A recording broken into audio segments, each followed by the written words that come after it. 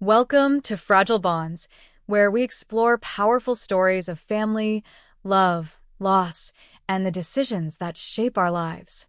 Let's begin today's story. My name is Rachel Harris.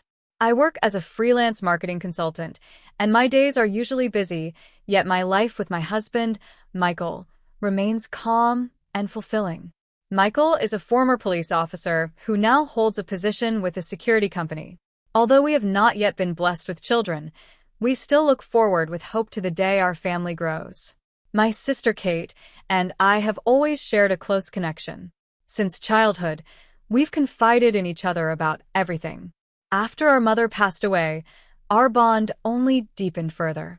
In many ways, we became each other's only true family. We would regularly call one another on weekends, sharing laughter over simple conversations and everyday moments. One autumn day, Kate reached out to me. She wanted to talk about the Thanksgiving menu. Knowing how much I enjoy pumpkin pie, she mentioned she would bake one again this year. These small, ordinary exchanges reflected the nature of our relationship: mutual care, quiet understanding, and the sharing of life's small joys. That was the essence of us as sisters. However, everything changed completely 3 years ago. Kate's daughter, Emily, passed away. Emily was just 2 years old when she lost her life in a tragic pool accident. At the funeral, Kate broke down completely, crying uncontrollably in my arms while repeatedly calling her daughter's name. That moment still lingers in my mind. Her voice echoes in my memory as though it never truly faded. Kate's husband, Brad, also fell into deep depression, and as a result, the entire family was consumed by overwhelming grief. I did everything I could to support Kate during that time. I called her every day and visited every weekend, but her eyes remained hollow, and nothing I said seemed to reach her. Watching my sister collapse emotionally was deeply painful for me as well. Then, about 6 months after the tragedy, Kate began to change unexpectedly. Her voice became lighter when we spoke on the phone, and during our meetings, she even started smiling again. At first, I felt relieved. I believed she was finally beginning to heal and move forward with her life. Yet, something about it didn't feel entirely right. Her newfound brightness seemed, in some way, artificial. She had become more talkative than before, but occasionally, in the middle of conversations, her gaze would drift away, as if she were searching for something or someone beyond the present moment. Whenever I expressed concern, she would always respond in the same reassuring way: "I'm fine. I've recovered." But had she truly recovered? That question quietly lingered in my heart. Then, as Thanksgiving approached this year, Kate called me again. Her voice carried a liveliness I hadn't heard in 3 years. She expressed her desire to host Thanksgiving at her home and mentioned that there would be a special guest attending. A special guest? I remember tilting my head in curiosity upon hearing those words. Who could it be? When I asked her, Kate responded with a playful laugh, teasing me. "You'll find out when you meet them. You'll be very surprised." I pressed her further, asking if something significant had happened.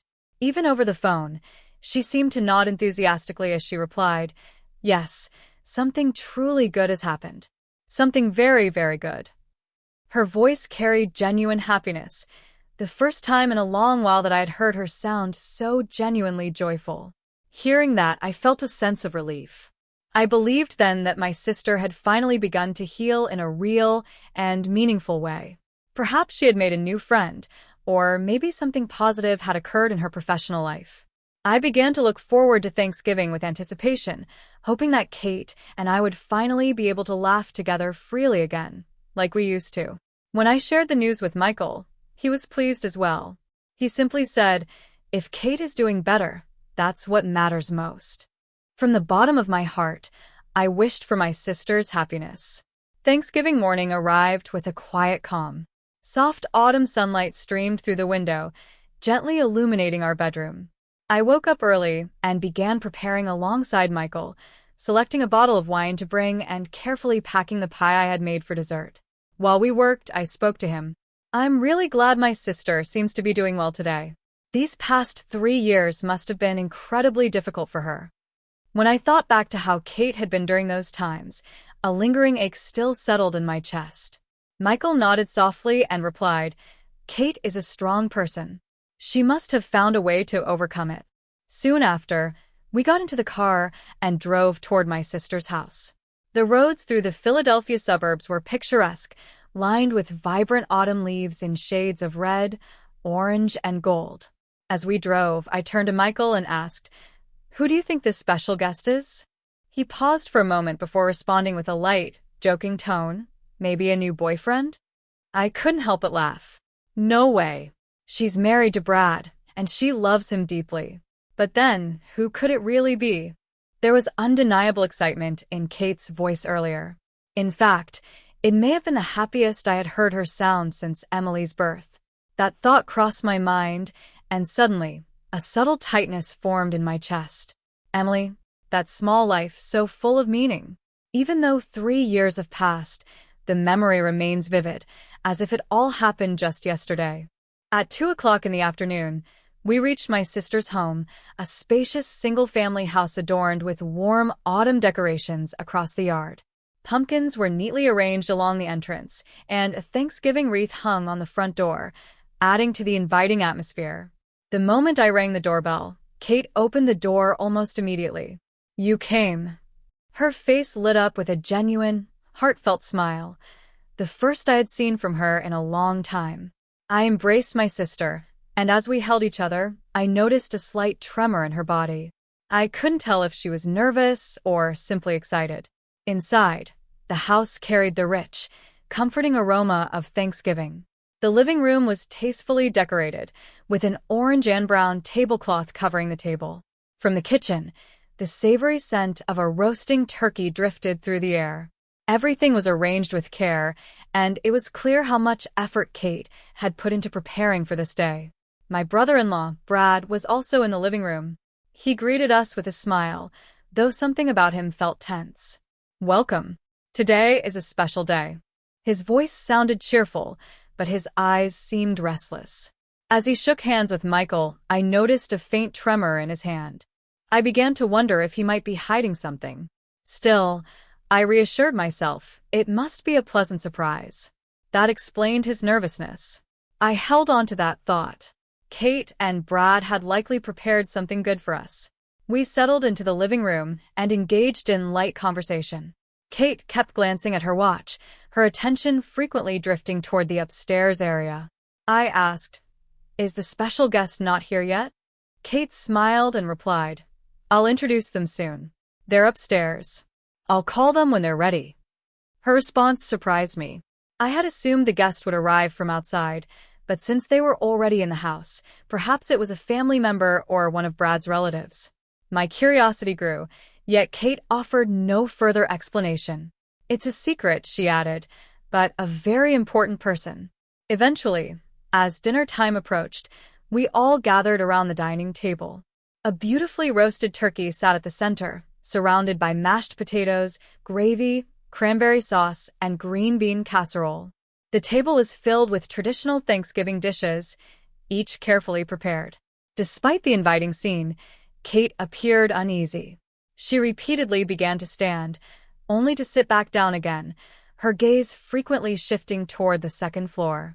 Brad looked just as tense, his fork trembling slightly in his hand. Michael and I exchanged a glance, silently sharing the same sense of uncertainty. At last, Kate stood up and said, "Well, I'll go get them." Taking a deep breath, she walked toward the stairs. My heart began to race. Who could this person be? Why was everyone acting so anxious? I heard footsteps ascending the stairs, followed by voices speaking softly upstairs, Kate's gentle tone reassuring someone. "It's okay. Don't be afraid. Everyone here is kind." Then came the sound of footsteps descending the stairs, but they were not adult footsteps. They were light, small, and slow. A child's footsteps. I held my breath. Kate was bringing down a child. No, that couldn't be, but my thoughts struggled to keep up. Michael leaned forward as well, his gaze fixed on the staircase. Kate appeared at the bottom of the stairs, holding a small hand, the hand of a young girl with golden hair. When the child stepped into the living room, my heart seemed to stop. She looked to be about 5 years old, with golden curls, large blue eyes, and a white dress. And her face, she looked like Emily. No, it was more than resemblance. She looked as though Emily had simply grown older. With a smile, Kate said, "Let me introduce you. This is Emily." Emily. The moment I heard that name, my mind went completely blank. Emily had died 3 years ago. I had attended her funeral. I had seen the small white coffin. And yet, standing before me now, I forced my voice out, trembling. "Kate, what's going on?" "Emily died 3 years ago." Kate beamed as she replied, "A miracle happened. Emily is alive." My world seemed to sway beneath me. Was this a dream, or some kind of cruel joke? But Kate's expression was serious. And standing there in front of me was undeniably a small girl with blue eyes and golden hair. I was completely speechless. All I could do was stare at the child before me. Again, I asked, my voice shaking, "Kate, what's going on? Emily died 3 years ago, didn't she?" Kate smiled brightly and answered, "A miracle happened. After that accident, she was actually alive." The hospital had made a mistake, can you believe it? It sounded impossible, yet it was true, and my mind was completely in turmoil. Could something like that really happen? Standing right in front of me was a girl who looked exactly like Emily. Kate went on, explaining that the girl had been in a coma for 2 years, but had woken up 6 months ago. Throughout that entire time, they had been visiting the hospital regularly. The doctors had instructed them not to tell anyone until she had fully recovered, which was why the truth had been kept from everyone. Ask her why she hadn't reached out to us sooner. If what she said was real, why hadn't she informed us immediately? Kate's expression dimmed slightly as she replied that the doctors had ordered them to remain silent due to privacy concerns and other related matters. They had been told to keep everything secret from everyone except close family until the girl had fully recovered. Something felt off. A warning instinct rang loudly in my chest. Yet, at the same time, a part of me wanted to believe it. If this was true, if Emily had truly been alive all this time, then it would be nothing short of a miracle. "Hello," a soft, timid voice suddenly spoke. The girl was looking up at me. Her blue eyes appeared nervous and slightly fearful. I knelt down so that I was at her eye level and gently asked, "Emily, is it really you?" She didn't respond, instead moving closer to Kate and hiding behind her. Kate then spoke gently, explaining that the girl was still shy around people, having spent so much time in the hospital that she wasn't accustomed to social interaction. She asked for understanding. I nodded and replied that it was completely understandable. Still, deep inside, questions continued to swirl. Brad, in a cheerful tone, suggested that we begin eating, reminding everyone that it was Thanksgiving and the food would get cold. We all took our seats at the table. The girl sat beside Kate, her small frame sinking into the chair. Kate carefully served food onto the girl's plate, speaking to her in a soft, reassuring voice, encouraging her to eat at her own pace. I glanced at Michael. He was quietly observing the girl, his demeanor reflecting the instincts of his former career as a police officer. His face was serious, as though he were analyzing something carefully, trying to detect a hidden truth. The meal began, but the atmosphere remained tense. No one seemed at ease. Conversation barely flowed. Only Kate attempted to maintain a cheerful tone, though her smile appeared somewhat strained. The girl ate quietly, holding her fork in a childlike manner and occasionally glancing up at Kate. Each time she did, Kate would smile gently and pat her head. Then it happened. The girl reached across the table, extending her small hand toward the bread basket placed at the center. At that moment, I heard Michael suddenly gasp. I turned to look at him. His face had gone pale, his eyes wide and fixed on the girl's hand, as though he had witnessed something alarming. "Michael, what's wrong?" I asked softly. He didn't respond. His gaze remained locked on the girl's right wrist. I followed his line of sight more closely and noticed a small scar there, an old mark that appeared to be from a surgical procedure. "No way," Michael muttered under his breath, the color draining from his face. A wave of anxiety rushed through me. "Michael, what is it? What did you see?" Still, He remained silent, continuing to stare at the girl. Then, suddenly, his expression shifted, replaced by a look of certainty. I began searching through my memory. 3 years earlier, Michael had been serving as a police officer, and during that time, he had been assigned to a missing person investigation involving a child. Back then, he had been working long hours every day, returning home completely exhausted. That case, however, was never solved, and the child was never found. The name Sophia Johnson surfaced in my mind. She had been a 2-year-old girl who disappeared while playing in a park the moment her mother briefly looked away. A nationwide search had been launched, and the case had been widely covered in the media, yet she was never recovered. Now, as Michael looked at the girl standing before us, realization began to take hold. The girl brushed her hair aside, and in that moment I noticed something. Behind her left ear was a small birthmark, a light brown mark that appeared to be congenital. Suddenly, Michael stood up. The abrupt movement startled everyone, and all eyes turned toward him in surprise. He grabbed my hand. "Rachel, come here. Right now." "What's wrong?" I asked, but he didn't answer. Instead, he pulled me toward another room. Kate called out after him, clearly worried, asking if something was wrong. Without responding, Michael led me into the other room and closed the door behind us. Then he placed his hands on my shoulders, his expression grave. "We're going to the police right now," he said in a low, serious voice. "Why?" I asked, completely confused. "Michael, what happened?" His hands trembled slightly as he spoke. "Didn't you see it? That child's right wrist and the birthmark behind her left ear." "I saw them, but what about them?" Michael took a deep breath. Then, with a look of disbelief, he said, "That child isn't Emily." My heart seemed to stop. "What are you saying?" I asked. Michael continued. "She was identified as Sophia Johnson, a child who had gone missing 3 years earlier, the very case I had been assigned to investigate. There was absolutely no error. Her name was Sophia Johnson." The moment I heard it, my entire body went rigid. Michael went on with his explanation.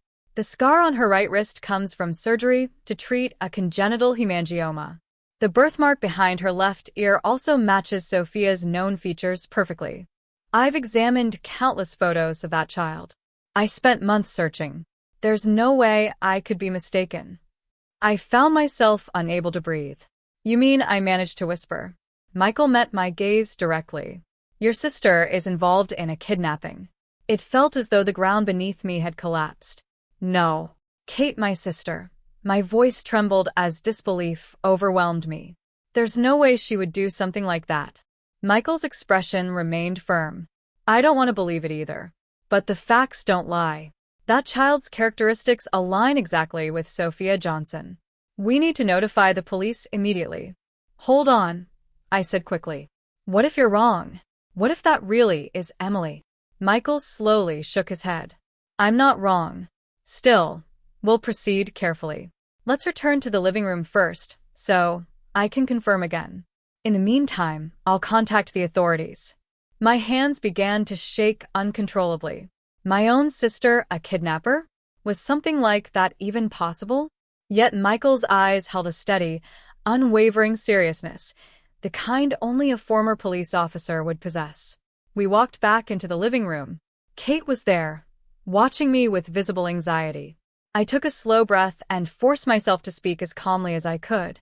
"Kate, let me ask you once more. You said Emily is alive. What exactly do you mean by that?" Kate attempted a smile, but it appeared forced and fragile. "I already told you," she replied. "It was a miracle. The hospital made a mistake, and Emily was alive." "Which hospital?" I pressed. "And the doctor's name, what is it? I'd like to meet them as well. If something like this truly happened, I want to understand it fully." Kate's expression tightened. I can't disclose that due to privacy reasons. I made a promise to the doctor." "That's unusual," I said, my tone sharpening slightly. "Why would you need to keep the fact that your daughter is alive a secret? And why keep it hidden from me, your own sister, for 6 months?" At that moment, Brad stood up abruptly. "Rachel, stop questioning my wife like she's under interrogation," he said firmly. "She's been through enough. She's finally found happiness again. Don't take that away from her. Then Michael stepped in. His voice was calm, yet carried undeniable authority. Kate, show me the girl's right wrist. Kate frowned in confusion. Why? If you show me, you'll understand, Michael replied. I just need to verify something. The girl instinctively pulled her hand back, her expression filled with fear. Kate held her close, looking at us with exhaustion in her eyes. What exactly are you trying to verify? She asked. Emily is my daughter. What more is there to confirm? Without a word, Michael reached into his pocket and pulled out his phone. I immediately understood his intention. He was quietly contacting the police. Brad noticed it at once. Michael, what are you doing? He demanded.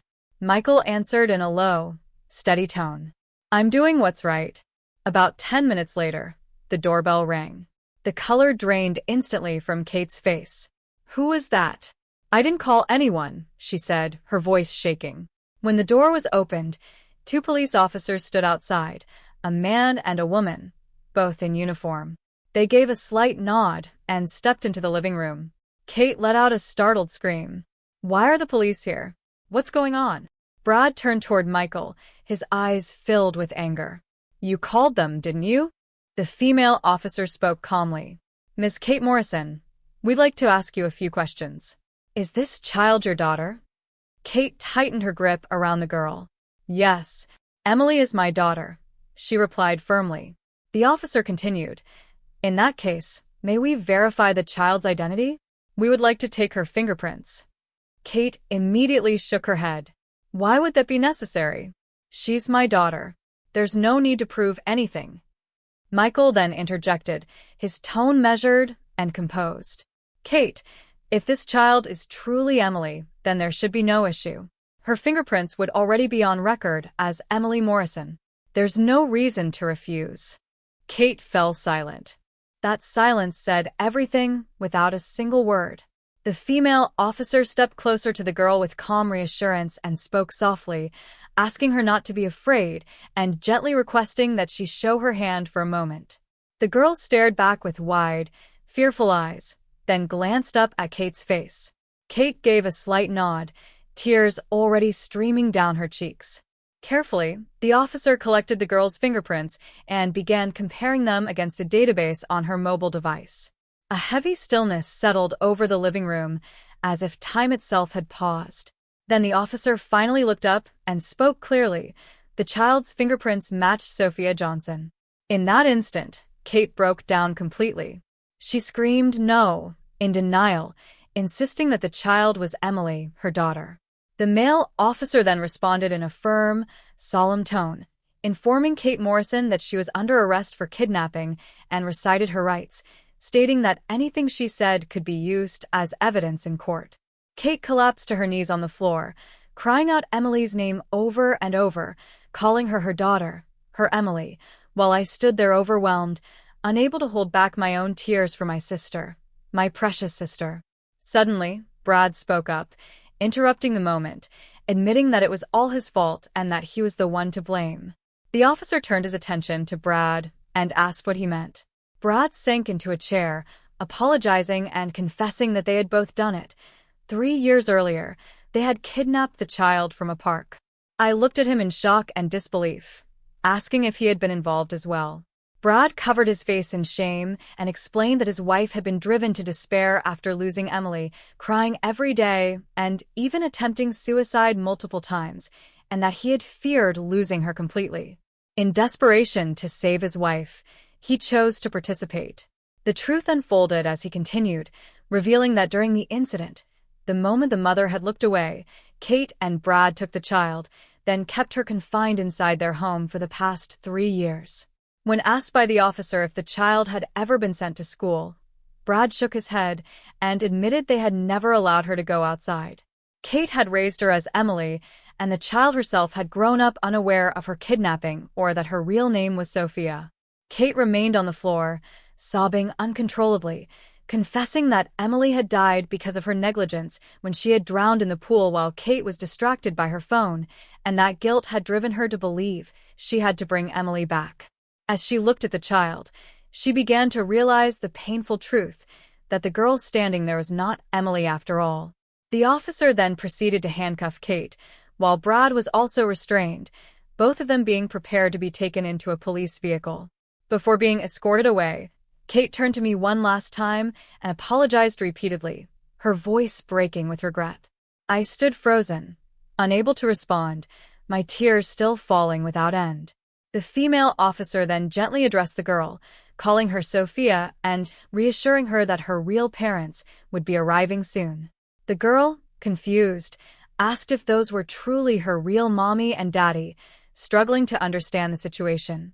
The officer gently explained that the people she had been living with were not her real parents, but that her biological family had been searching for her all along and would soon be reunited with her. About an hour later, Sophia's real parents arrived, and her mother rushed in. The moment she saw her daughter, she collapsed emotionally, calling her name in disbelief and asking if it was truly Sophia. Her father, equally overwhelmed with tears, embraced the girl tightly and welcomed her home, expressing relief that they had finally found her after so long. At first, the girl appeared confused, but as she observed her mother's tears, she seemed to begin sensing the truth, reaching out with a small hand to gently touch her mother's cheek. Watching this emotional reunion, I could no longer hold back my own tears. The child was finally returning to her rightful family, reclaiming the 3 years that had been taken from her. Before leaving, Sophia looked at me and thanked me, addressing me as Auntie, and although I tried to smile, my face broke under the weight of emotion. I softly told her to take care. That Thanksgiving night ended in quiet sorrow, with untouched food left on the table, my sister taken away in custody as a criminal, and one child reunited with her real family after 3 long years. 6 months later, Kate and Brad's trial took place, where Kate was found guilty of kidnapping and unlawful confinement. Although a psychiatric evaluation diagnosed her with a delusional disorder and allowed for some leniency, she was ultimately sentenced to 12 years in prison. Brad was sentenced to 15 years in prison. The court did not accept his argument that he had been acting to protect his wife. Sophia was reunited with her biological parents and slowly began to heal.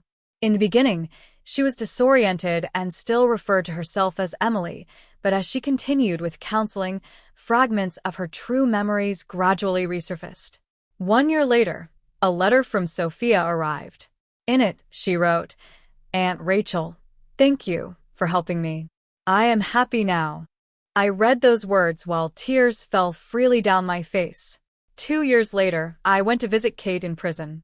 When she entered the visiting room, she looked worn down, with barely any resemblance to the woman she once was. "You came," she said softly. Then she added, "I lost my mind, didn't I? I lost Emily, and I lost myself. But that doesn't excuse what I did. I'm sorry to Sophia and her parents. I think about it every single day." I took her hand and told her, "You were wrong, but you're still my sister. I can't fully forgive you, but I won't abandon you either."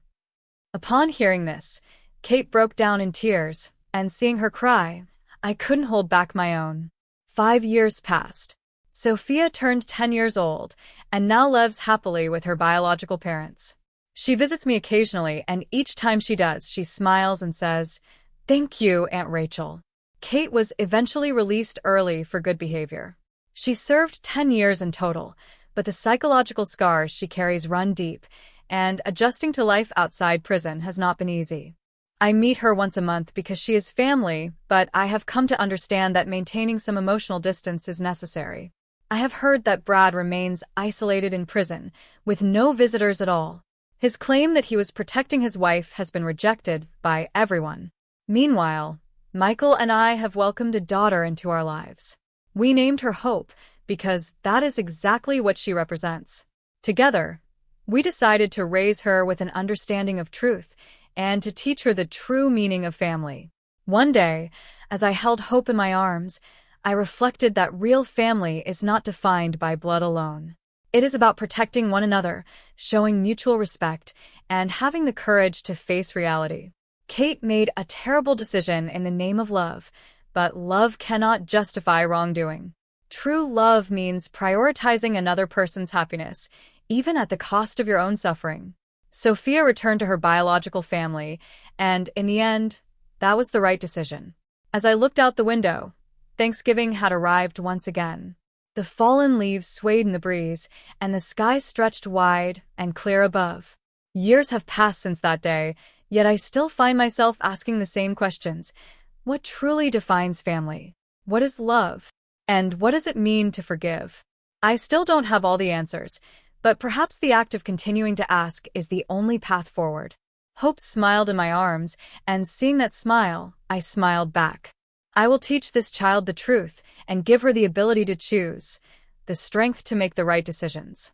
That became my answer when I learned on that Thanksgiving Day.